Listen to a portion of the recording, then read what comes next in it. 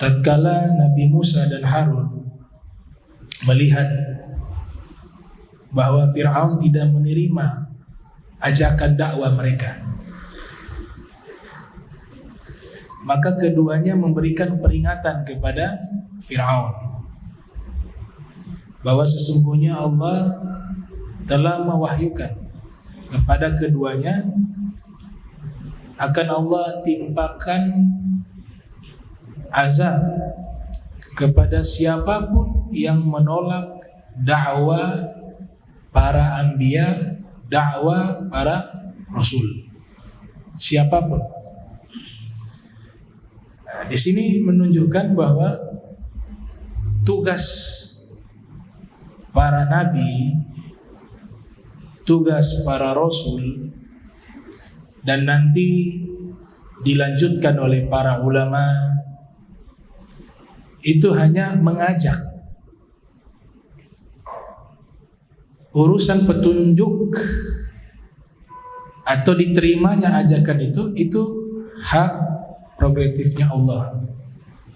Sekelas para nabi saja, ajakan mereka ditolak. Nah, sehingga kita hanya ditugaskan apa? Mengajak. Bukan tugas kita harus orang itu berubah, enggak. Diajak. Innama anta mudzakir lasta alaihim bimusaitir. Kau hanya mengajak, bukan menguasai mereka. Gak bisa kita rubah hati orang. Yang mampu merubah itu Allah. Tapi kita diperintahkan untuk menyampaikan. Kayaknya ada riwayat mengatakan balighu anni walau ayat. Sampaikanlah dariku walaupun satu ayat. Atau Nabi sering memberikan wasiat, ya, falyablughi syahidu minkumul ghaib. Yang hadir di antara kalian ini sampaikanlah kepada yang tidak hadir. Ya, tugas hanya menyampaikan, muballigh. Tapi yang mampu membuat mereka terima itu petunjuk, atau bahasa Al-Qur'annya hudan atau rusydun, itu hanya Allah. Nah, sehingga para dai tidak perlu berkecil hati kalau memang dakwanya dia yang dia sampaikan tidak diterima, tidak didengar. Tetap Allah berikan pahala karena dia sudah menyampaikan. Merubah orang untuk menerima kebaikan itu urusannya Allah Subhanahu wa ta'ala. Innama anta mudzakir lasta alaihim bimusaitir. Tapi ada konsekuensi kalau kebaikan yang sudah disampaikan dengan baik, dengan benar, kemudian ditolak. Nah, di sini Nabi Musa kabarkan kepada Fir'aun bahwa Allah telah wahyukan akan diberikan sanksi, azab bagi siapapun yarfudu, yang menolak dakwah para anbiya, dakwah para rasul. Fasa'alahuma Fir'aunu inda idzin an haqiqati rabbihima fa'afhamahu bi'annahu huwallazi khalaqa kulla syai' wa a'ta al-hayata li ba'di makhluqatihi thumma hadaha ila al-muhafazati ala hayatiha. Fir'aun bertanya kepada Nabi Musa dan Nabi Harun pada saat itu juga, bagaimana sih hakikat Tuhan kalian berdua ini? Maka diberikan pemahaman kepada Fir'aun. Itu yang kita bahas di pertemuan lalu, yang Allah abadikan di dalam Al-Quran, dialog antara Nabi Musa dengan Fir'aun. Diberikan pemahaman yang substansinya bahwa huwallazi khalaqa kulla syai', yang namanya Tuhan, menggunakan bahasanya Fir'aun, Tuhan Dia mampu menciptakan segala sesuatu dan juga memberikan kehidupan kepada makhluknya,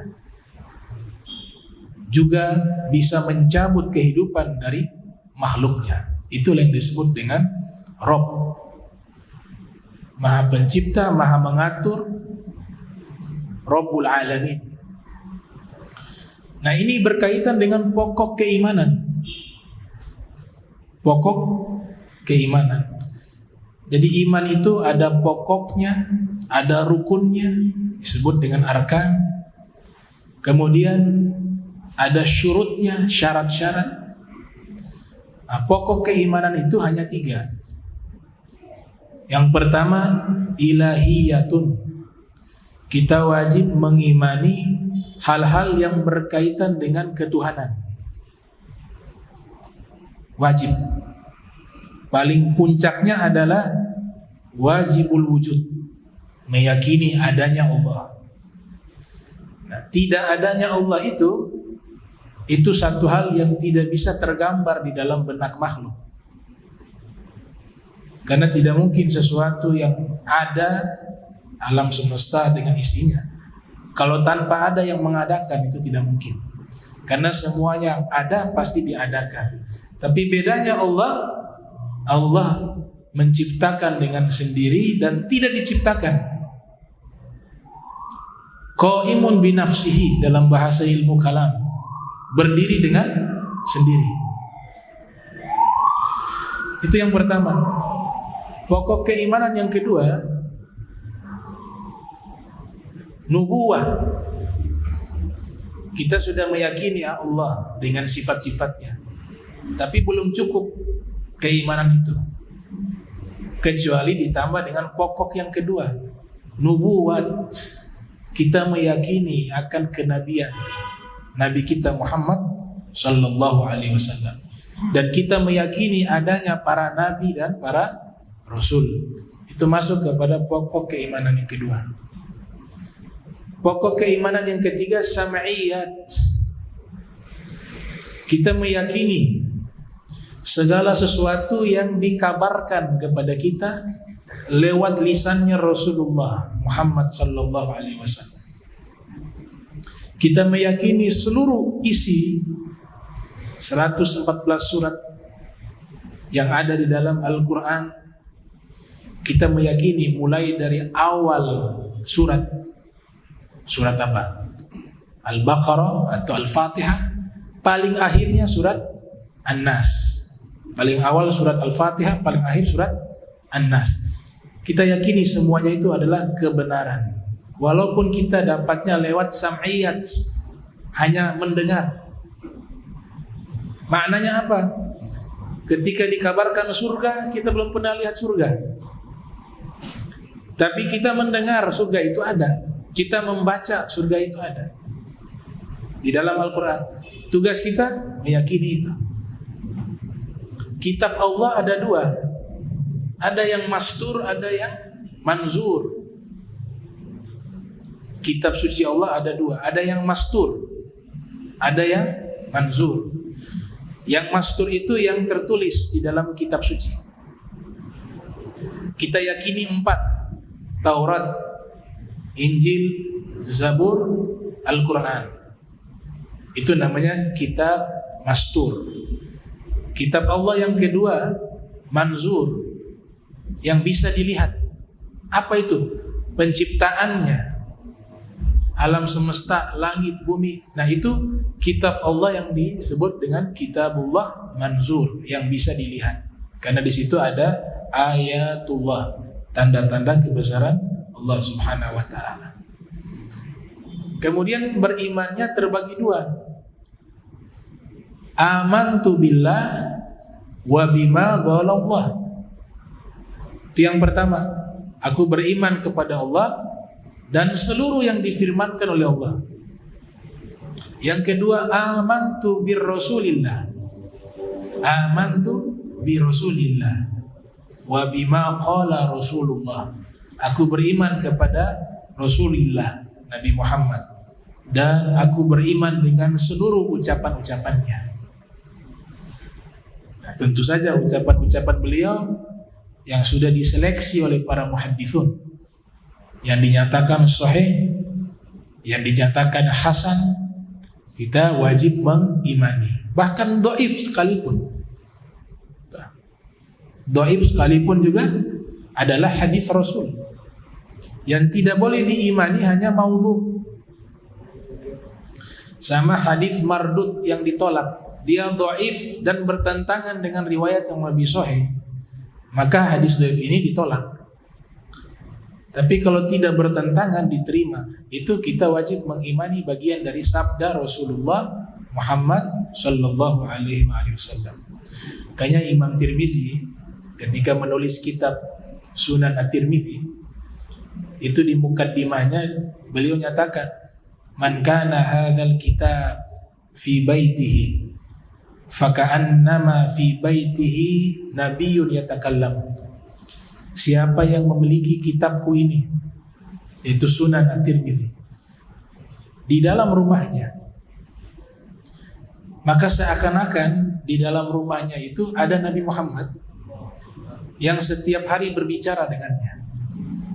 Karena ketika kita membaca hadis Rasul, di situ kita sedang membaca sabda-sabda beliau. Seakan-akan beliau berdialog, berbicara dengan kita. Dan tentu semua yang dikatakan oleh Nabi adalah kebaikan. Ketika bab nasihat, kita membaca kitab hadis yang di situ ada konten yang berisikan nasihat, maka seakan-akan Nabi sedang menasihati diri kita. Kita membaca hadis yang menerangkan tentang ibadah, maka seakan-akan Nabi sedang berbicara kepada kita, menjelaskan kepada kita tentang ibadah dan seterusnya. Jadi seakan-akan Nabi ada di dalam rumahnya, yatakallamu, berbicara. Nah, itu iman kepada Allah dan firman Allah.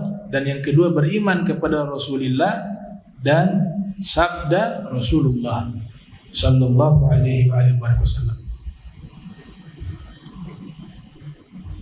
Kemudian dikatakan di sini,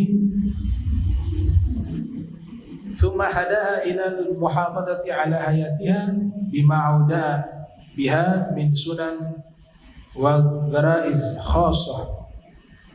Allah Ta'ala ciptakan makhluknya, tapi setelah diciptakan tidak lepas tangan, tapi Allah mengurus mereka, memberi rizki kepada mereka, mengatur perputaran matahari. Semuanya yang diciptakan diatur oleh Allah Ta'ala dengan sunan. Sunan di sini ya sunnatullah, hukum yang sudah Allah tetapkan. Matahari terbitnya kemana, tenggelamnya kemana, kemudian bagaimana peredaran planet, terus bagaimana oksigen itu, bagaimana, dan seterusnya. Semuanya yang ada di alam semesta Allah ciptakan dan Allah yang atur. Ya. Berbeda dengan paham Mu'tazilah. Kalau paham Mu'tazilah, Allah ciptakan, selepas itu Allah tidak mengatur, tapi makhluk itu sendiri yang mengatur hidupnya. Itu paham Mu'tazilah. Thumma arad Fir'aun an yahula al-haditha innama li sarfi Musa amma ja'a li ajlihi wa imma li istitla'i ba'dil umuri al-ghaibiyyati fasa'alahu mahalul ajyal salifa wal umam al-khaliyah. Kemudian Fir'aun coba mengalihkan pembicaraan tentang Tuhan, tentang ketuhanan. Beliau bertanya kepada Nabi Musa tentang sejarah. Nah, bagaimana keadaan umat-umat terdahulu? Mau diuji Nabi Musa. Nah, Fir'aun ini juga paham sejarah, karena anak raja. Beliau raja, punya ayah juga raja. Nah, mereka punya pendidikan juga di dalam istana, mengetahui sejarah-sejarah orang-orang terdahulu. Disitulah Nabi Musa menyerahkan ilmunya kepada Allah. Fa'ahala Musa dzalika ila ilmi Allah Ta'ala alladhi ista'thara bidzalika wahda. Diserahkan ilmunya kepada Allah Ta'ala dan Allah wahyukan kepada Nabi Musa Nabi Musa menyatakan fa'ilmuha maktubun 'inda Allah fil lauhil mahfuz. Ilmunya Allah semuanya ada. Kata Nabi Musa. Hanya sejarah itu mudah. Dan tertulis di sisi Allah di lauhil mahfuz. La yukhti Allahu fi hukmihi wa la yansa ahadan min ibadihi. Allah tidak akan pernah salah di dalam menetapkan hukumnya, dan Allah tidak akan pernah lupa kepada satu pun dari hamba-hambanya. Tidak ada yang luput. Fi kulli zaman wa makan, di sepanjang zaman maupun tempat, semuanya Allah mengetahuinya. Jadi hukum bagi Allah tidak ada hukum dekat, jauh, tidak ada. Bagi Allah yang dekat itu dan yang jauh itu sama. Sehingga Allah Ta'ala memberikan contoh tentang kudratullah, kekuasaan Allah yang mutlak. Ketika memindahkan singgasana Ratu Balqis dari Yaman berpindah ke Palestina, ke Baitul Maqdis, ke istananya Nabi Sulaiman, dengan Allah memindahkan Nabi Muhammad dari Makkah menuju ke Masjidil Aqsa, kemudian diperjalankan lagi ke langit. Kedua kasus ini bagi Allah sama. Kalau ukuran manusia, perjalanan Nabi SAW lebih berat, karena ada juga perjalanan ke langit. Kalau ukuran makhluk, ukuran manusia. Tapi bagi Allah memindahkan singgasana Ratu Balqis dari Yaman ke Palestina dan memindahkan Nabi Muhammad dari Makkah ke Baitul Maqdis, ke Masjidil Aqsa, ke Palestina, kemudian diperjalankan lagi ke langit. Kedua ini sama, karena Allah punya kekuasaan mutlak, kudratullah. Gak ada yang memberatkan Allah. Itu yang dimaksud oleh Nabi Musa alaihissalam. Thumma addada Musa ba'dha min dalail qudratillahi allati hiya ayatun ala wujudih yudrikuha kullu dhi aqlin. Setelah itu Nabi Musa mulai menunjukkan sebagian dalil-dalil akan kekuasaan Allah, yang dimana tanda-tanda akan keberadaan Allah itu bisa dilihat bagi orang yang berakal. Orang berakal bisa tahu bahwa Allah itu ada. Jadi orang yang tidak percaya akan adanya Tuhan, orang ateis misalnya disebut mulhid, itu berarti akalnya belum sempurna. Kalau orang yang punya akalnya sempurna, siapapun dia, pasti akan secara fitrah meyakini adanya Sang Pencipta. Nah, sehingga dikatakan di sini ilmu akidah itu dia punya dalilnya dua. Ada dalil akli, ada dalil nakli. Dalil akli tidak menggunakan nas. Cukup dengan akal kita bisa mengetahui kebenaran itu. Tapi harus didukung dengan sumber utama, yaitu dalil nakli, yaitu dalil yang sumbernya dari firman, dari wahyu. Nah, dikatakan ilmu kalam huwa ilmun bi itsbati al-aqaidi ad-diniyati bil adillati al-yakiniyati al-aqliyati wa nakliyati allati tuzilu kulla syak. Yang disebut dengan ilmu kalam adalah satu bidang ilmu yang menetapkan keyakinan-keyakinan keagamaan, agama Islam yang dimaksud di sini, dengan menggunakan dalil-dalil yang meyakinkan. Baik dalil itu disebut dengan dalil akal atau disebut dengan dalil nakli, kutipan-kutipan yang sumbernya daripada wahyu.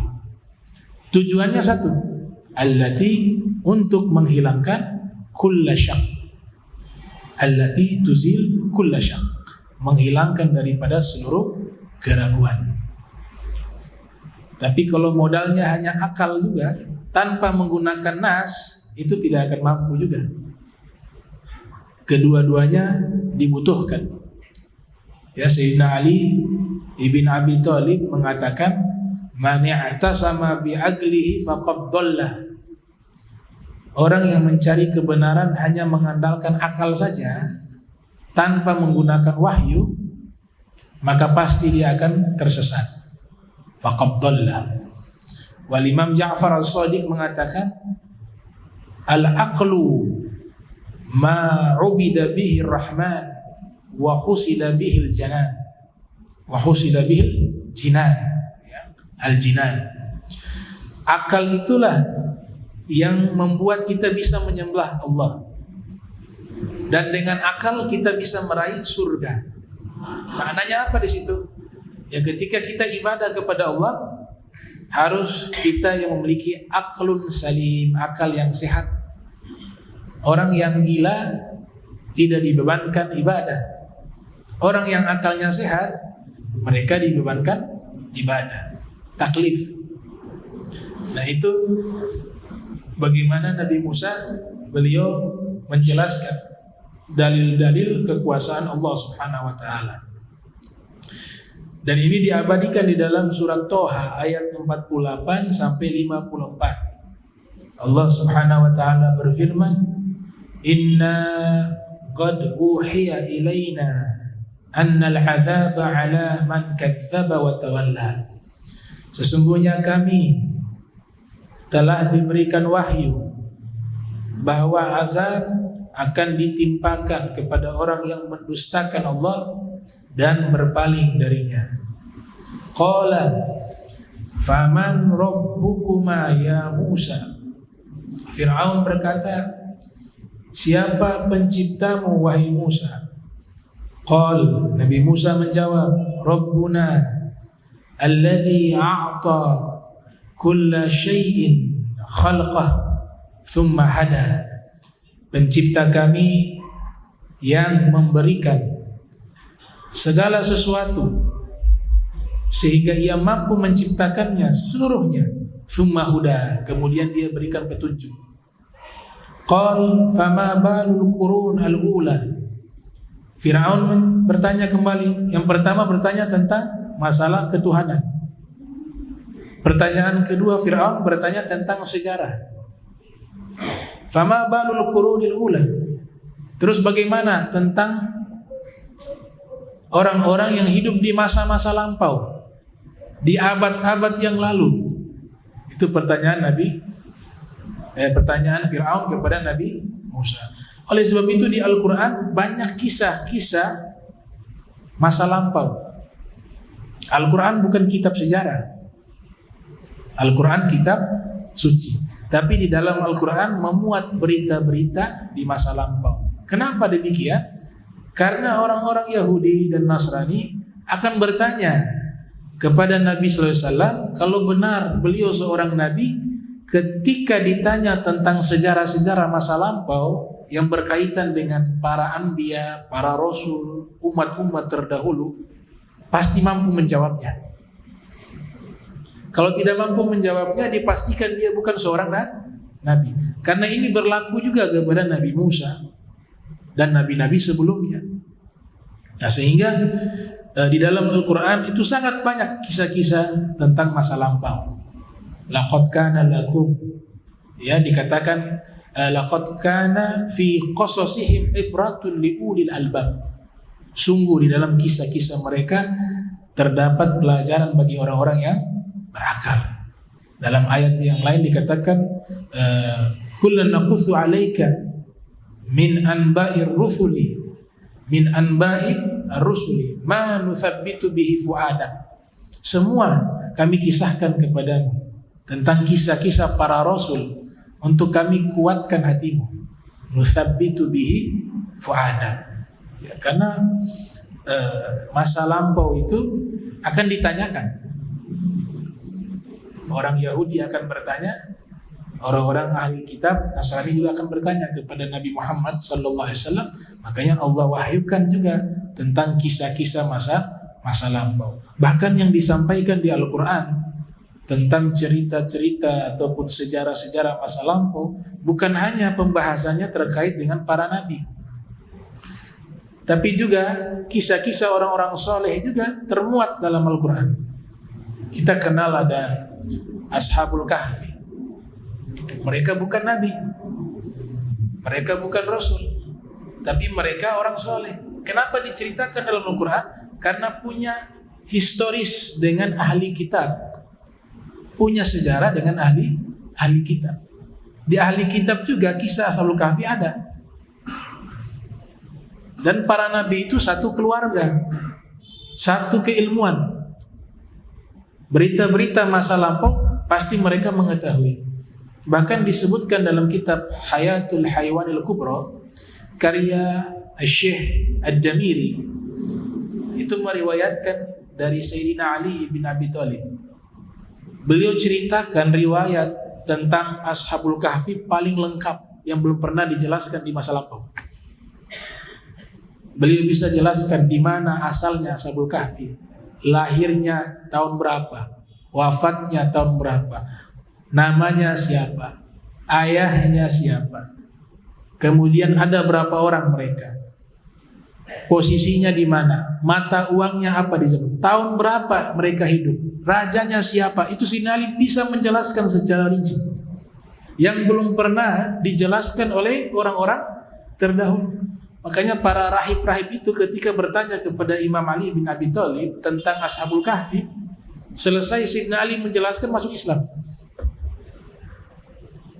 Nah, itu luar biasanya. Nah, beliau dapat ilmu ini dari baginda Nabi Muhammad sallallahu alaihi wasallam. Nah, kemudian dikatakan di sini, ilmuha 'inda rabbi fi kitabillah yadhillu rabbi. Nah, di sini Nabi Musa tidak menjelaskan. Ya, memang Allah sengaja tidak memberikan wahyu kepada Nabi Musa untuk menjelaskan.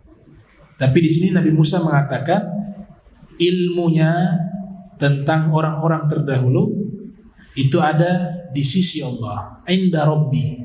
Ini kata inda di sini kalau ilmu bahasa Arab maknanya 4, lil zaman, lil makan, lil milki, wali ru'yah. Ra'yi, li ra'yi, laisa ru'yah, li ra'yi. Kata inda itu dia artinya bisa 4 makna. Bisa tempat, bisa waktu, bisa memiliki, dan bisa pikiran. Kalau saya katakan misalnya di dalam Al-Quran indal masjidil haram, itu artinya apa? Di sisi masjidil haram, berarti lil makan, untuk tempat. Kalau dikatakan inda tulu'i syams, ketika terbitnya fajar, waktu, lil zaman.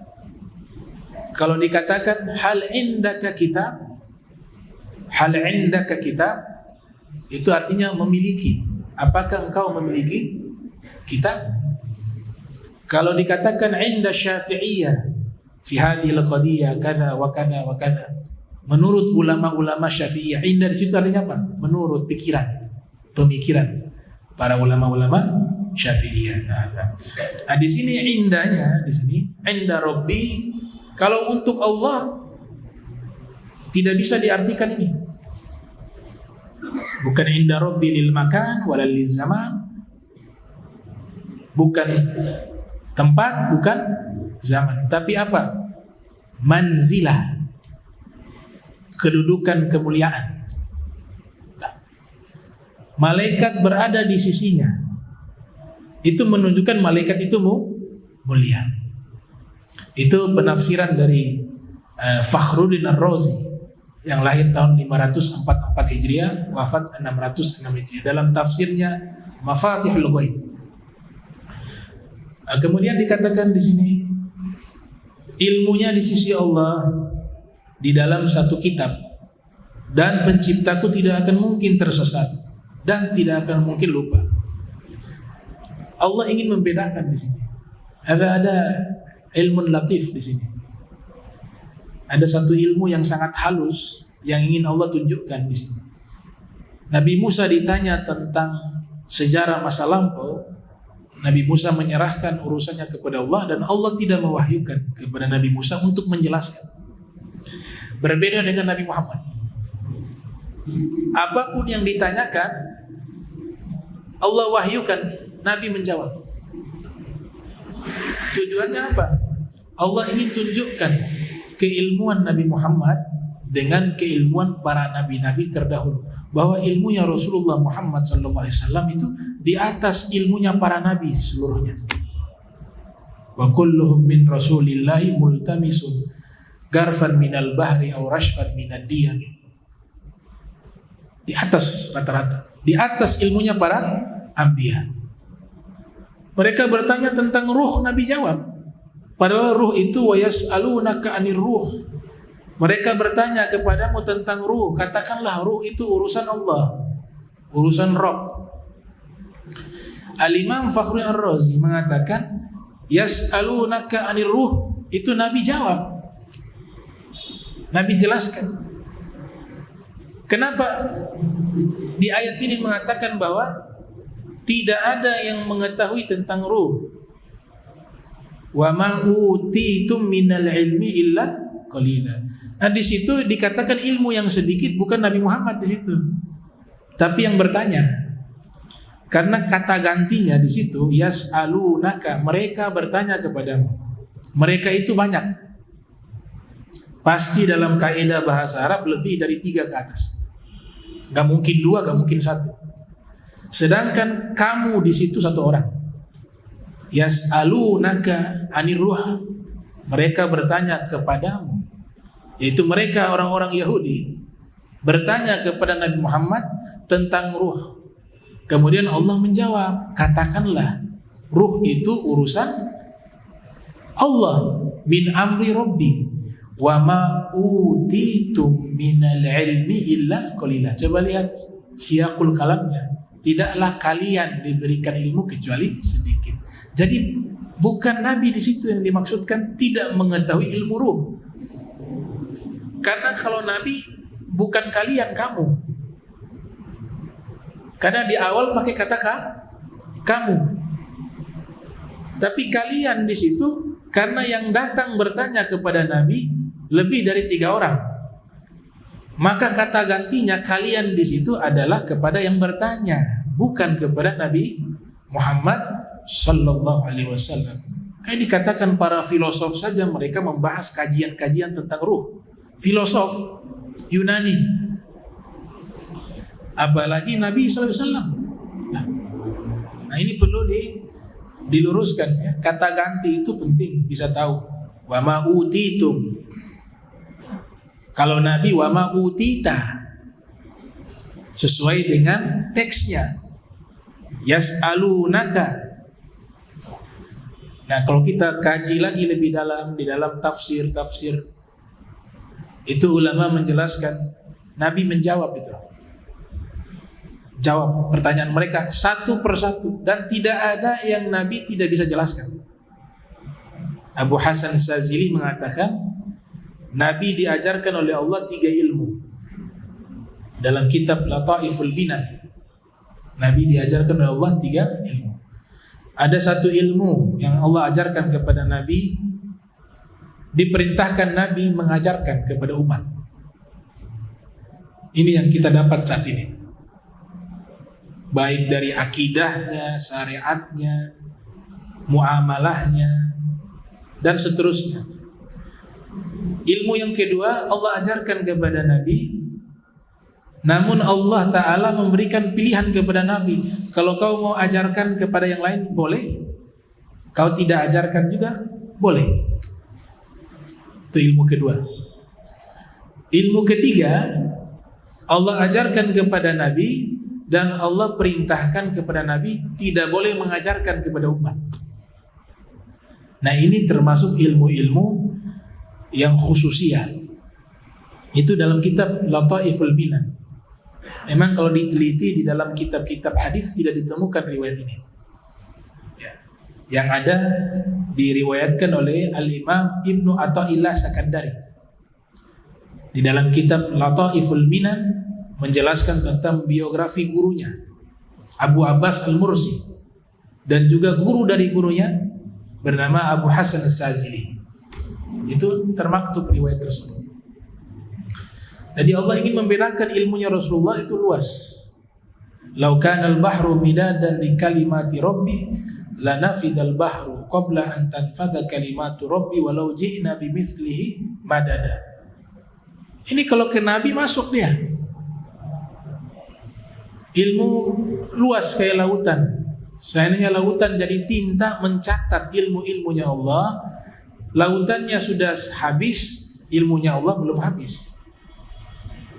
Tapi Allah berikan kepada Nabi tidak tanggung ilmu-ilmu yang Allah berikan kepada Rasulullah Sallallahu Alaihi Wasallam. Nah, sehingga kita lihat tawadunya Nabi. Kalau dalam riwayat, ketika bersama malaikat Jibril, Nabi selalu bertanya, wahai Jibril, ini apa? Dijelaskan sama Jibril begini. Wahai Jibril, ini apa? Dijelaskan sama malaikat Jibril. Nah, ini bukan berarti Nabi tidak tahu. Kemudian bertanya kepada malaikat Jibril. Tapi ini masuk bab tawadhu, bahwa Nabi itu sangat rendah hati. Nabi menempatkan dirinya, walaupun saya punya banyak ilmu, itu bukan berarti menurunkan derajat saya kalau saya bertanya kepada orang lain. Karena buktinya apa? Realitanya yang murid malaikat Jibril, yang guru Nabi Muhammad. Waktu Mi'raj naik mau berjumpa Allah, tahu di tempat yang disebut apa Sidratul Muntaha, lagi Mustawa, seterusnya tembus itu.